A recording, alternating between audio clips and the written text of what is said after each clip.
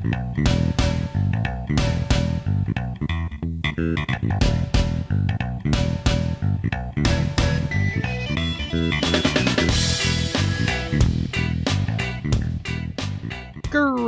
and salutations, everybody, and welcome to the Glitched Out Gaming Report for the week of March the 13th.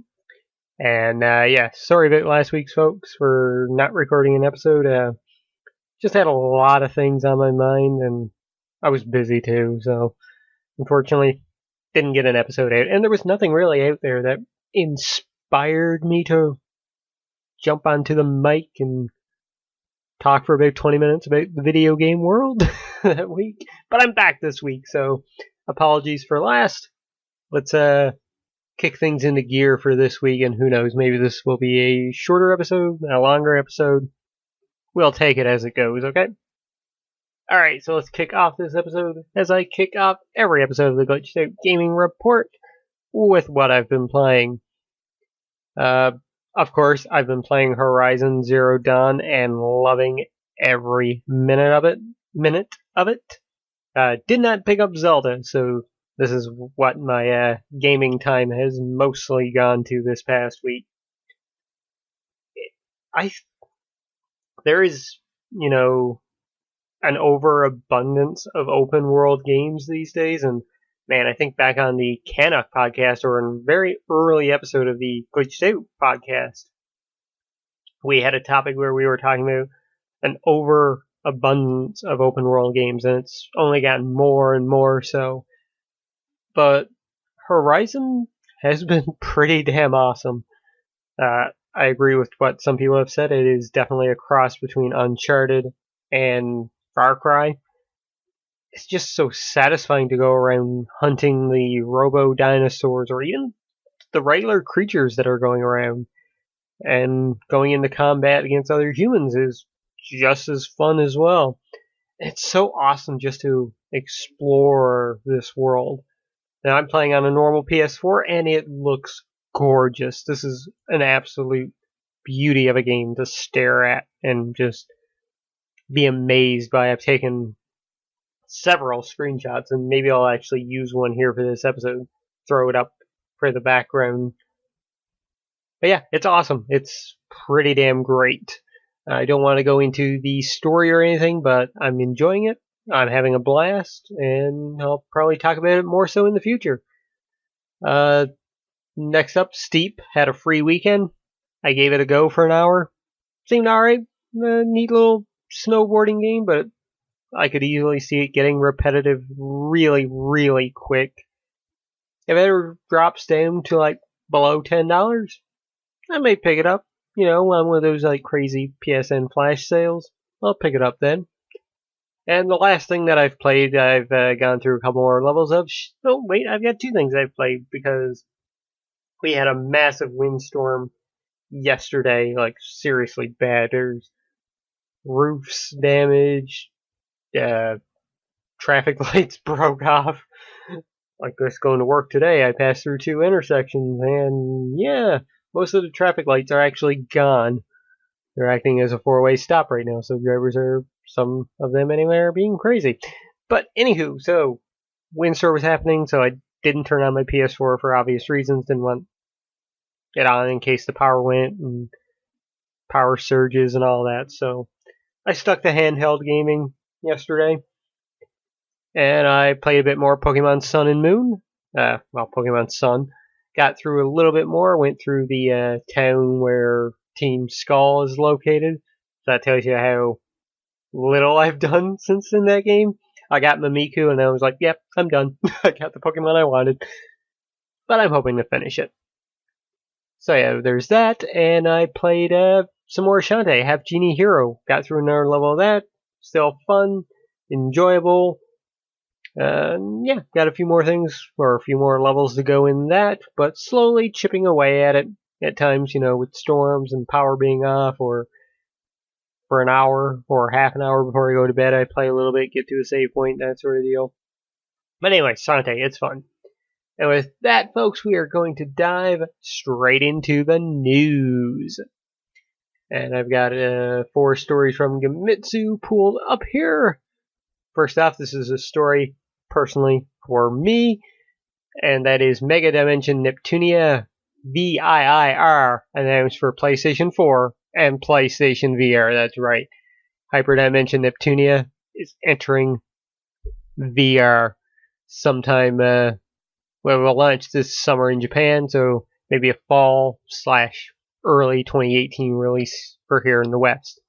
So Compile Hard announced Mega Dimension Neptunia VIIR, or Mega Dimension Neptunia Victory 2 Realize for PlayStation 4 and PlayStation VR during its stage event at Dengeki Game Festival 2017.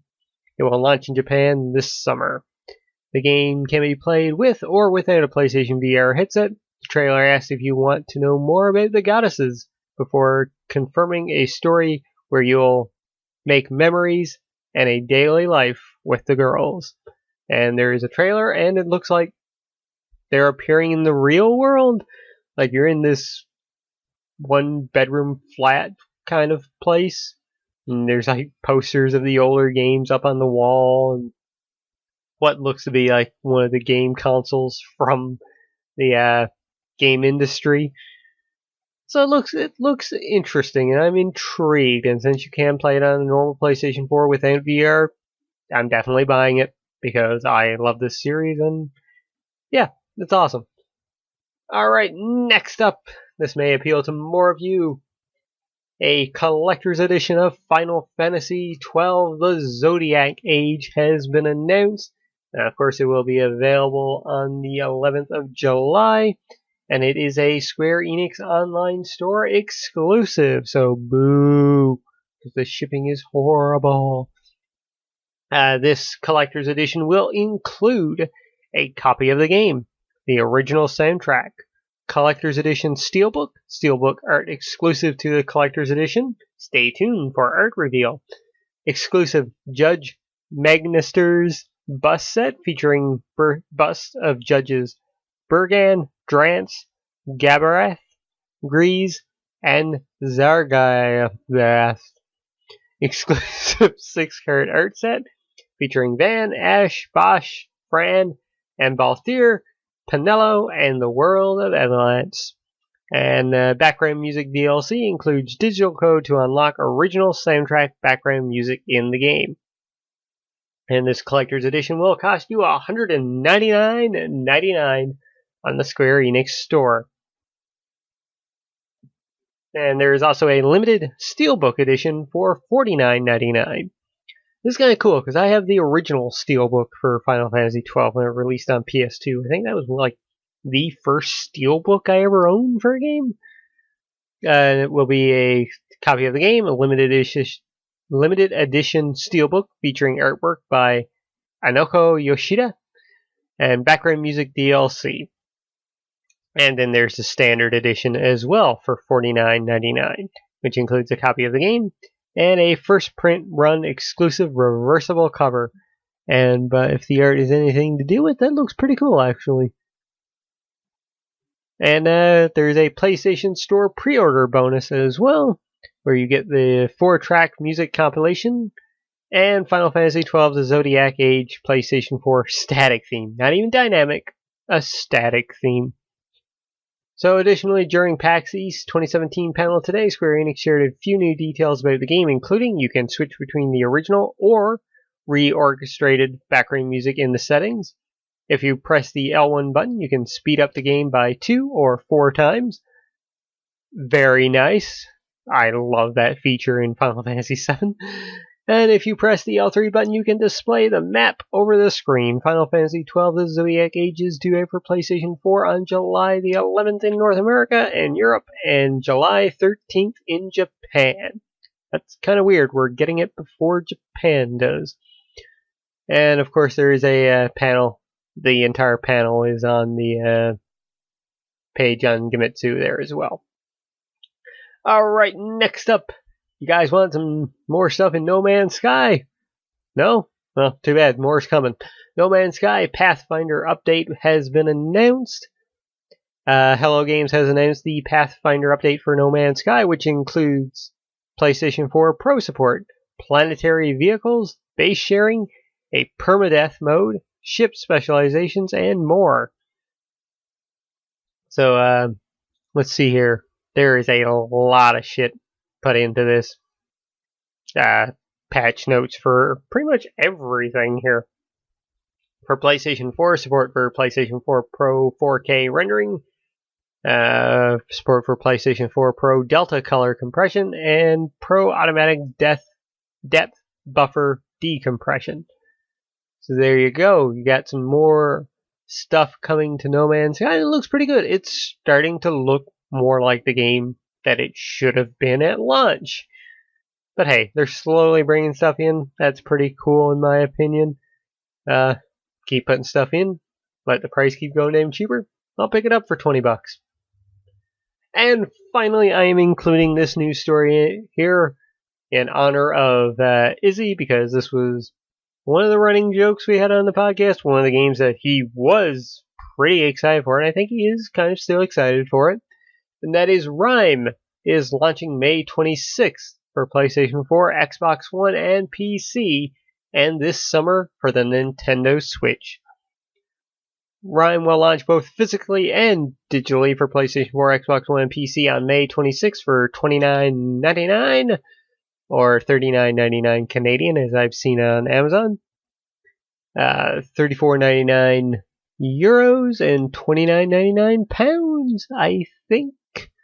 I am not good with those foreign money symbols, so do apologize for that. The Switch version will launch physically and digitally later this summer for $39.99, $10 more expensive in all regions there. Gray Box did not mention why the Switch version costs more, but we've contacted the publisher for comment and are waiting a response. And they did get a response. We set prices for our products based on cost of development and publishing for each specific platform. So there you go. Rime finally has a release date. It is coming out this year. Still very much interested into it. Not sure I'm interested at that price, and especially with everything else coming out this year, which is a pretty good segue into our topic of the week. Now, folks, every year, there's good years. 2016 was a good year. 2015, pretty good year. And so on and so forth. There's always good years in gaming because there's always 10, 15 titles that really bring things up to a whole nother level. But is 2017 on track to being the best year for gaming ever? Probably even, not even best year for gaming, but best year period for entertainment. Just to insert a little old school static screen podcast into this. Movie wise, it's been awesome so far this year. There's been so many good movies. Kong Skull Island, Logan, John Wick 2, Lego Batman. It's been a pretty awesome year so far for movies. And gaming wise, well, folks, I've got the Wikipedia list pulled up here right now, and let's just take a quick look through this, shall we? In January, Dragon Quest VIII came out on the 3DS, an updated version. Probably graphics not that much, but still upgraded. That was cool. We got an awesome port to start off the year, which is something nice we see in January. But then we move on to January 24th. And this is what we got on the 24th, ladies and gentlemen. Kingdom Hearts 2.8 Final Chapter Prologue, Resident Evil 7, Tales of Berseria, and Yakuza 0. 4 games that are friggin' awesome and did really well. Resident Evil 7, bringing Resident Evil back to that survival horror, invoking the original game. Amazing. Tales of Berseria, I haven't gotten around to playing it yet, and I really need to.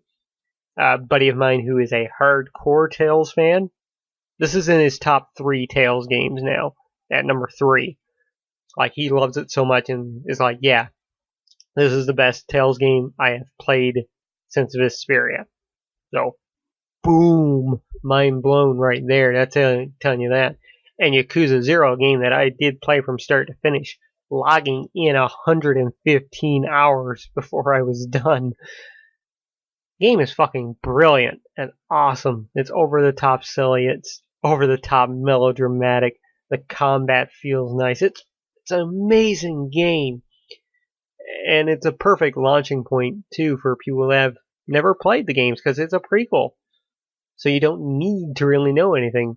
Yeah, there's stuff that shows up into the game that references things for the future, and it's pretty awesome for fans of the series, but even if you're not, and this is the first time you're playing this game, fucking awesome.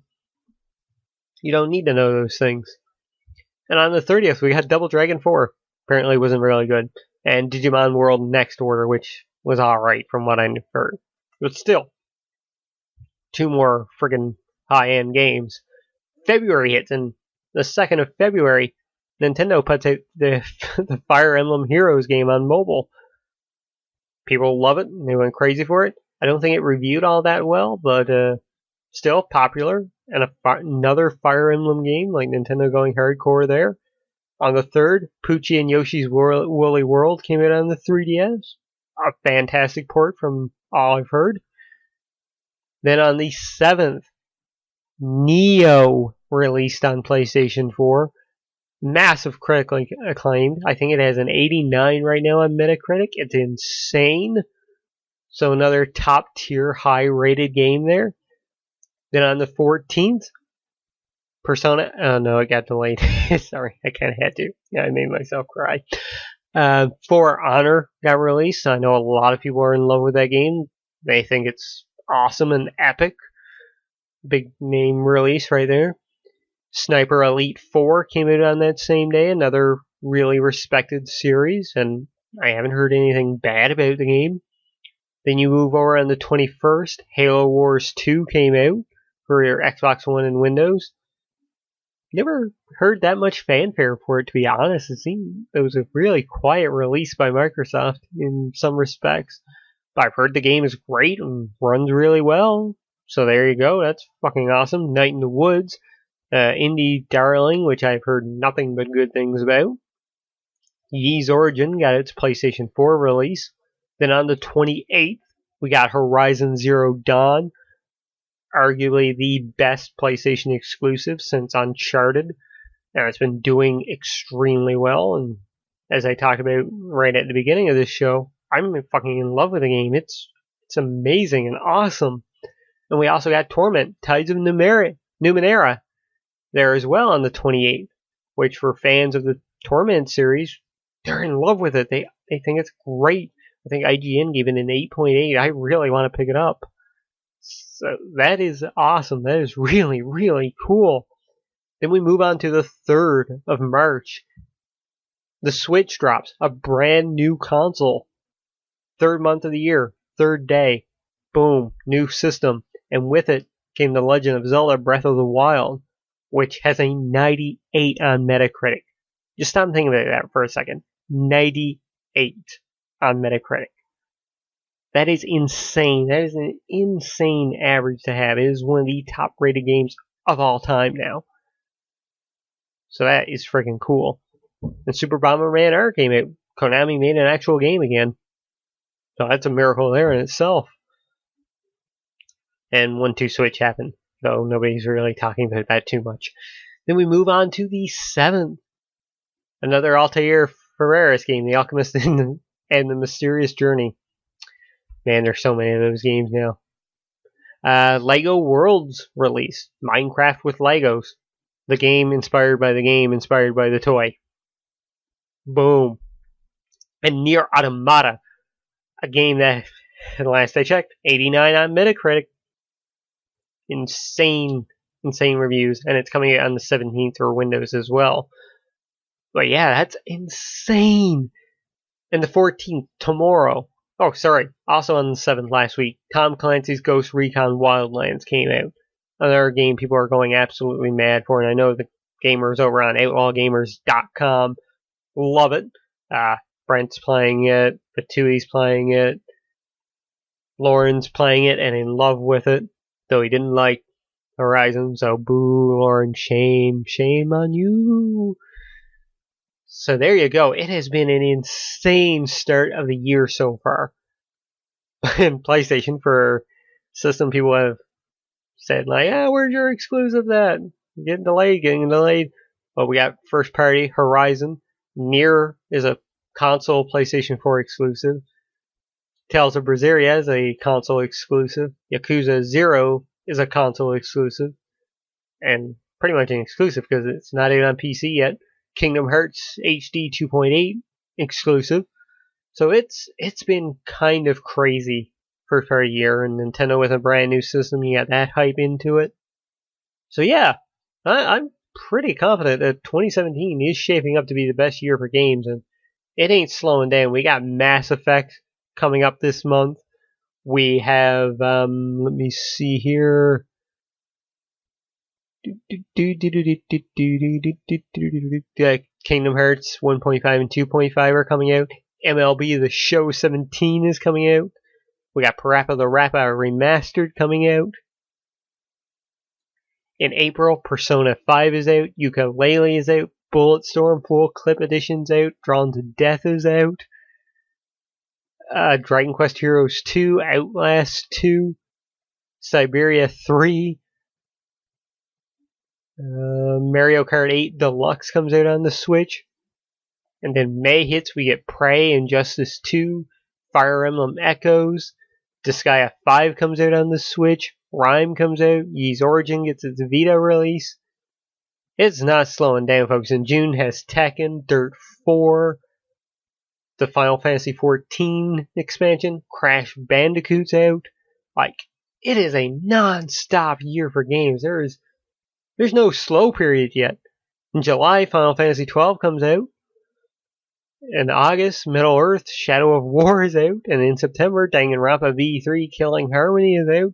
Like, there are so many games, so little time this year. It is absolutely crazy. So I want to hear down below, do you think that 2017 is on track to be the absolute best year for video games?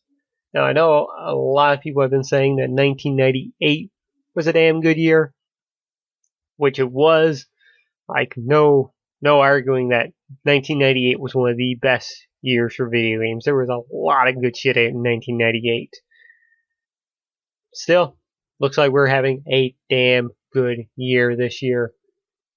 And with that, folks, it's time to go into the questions and comments. Get the previous episode loaded up here. First off, from Aaron B. For merch, I think the only ones I may pick up are Ghost Recon and Mass Effect Andromeda. I'm still iffy on Mass Effect, but I've been warming up to it. And Ghost Recon looks like it could be a lot of fun, but I need to know if it's always online and what the microtransactions are like.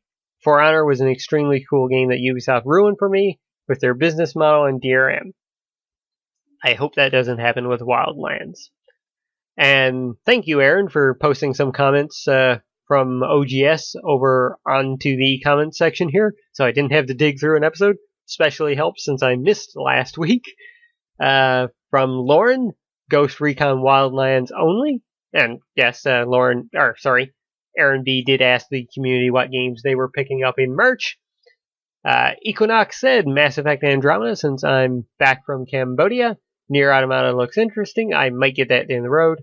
Zelda only if the Switch comes down in price significantly, like by 50%. Whew. El Pacachino said if people are saying nice things about Mass Effect, I might get that, but nothing else tickles my fancy. Ico Hour said Mass Effect Andromeda. Aaron the Adequate, Mr. Adequate, said Zelda on Wii U. Between me and the kids, the hype is too great to wait. Also, really hoping the frame rate issues have been hyperbolic. Korak said merch is packed as usual. While Zelda sounds awesome, I'm not buying a console for one game. Don't own a Wii either, or a Wii U. And after trying the Wildlands beta, I'm definitely not getting it on release or for full price, so that pretty much leaves Mass Effect Andromeda for me. Of course, the most important release, and not included on the list, is the Dark Souls 3 final DLC. Oh yeah, that looks pretty badass. Panda said Nier for certain, and Zelda on the Wii U if it doesn't run like an N64 game. Mikey Gunshow said Switch and Zelda. Rolito X said everything in all caps.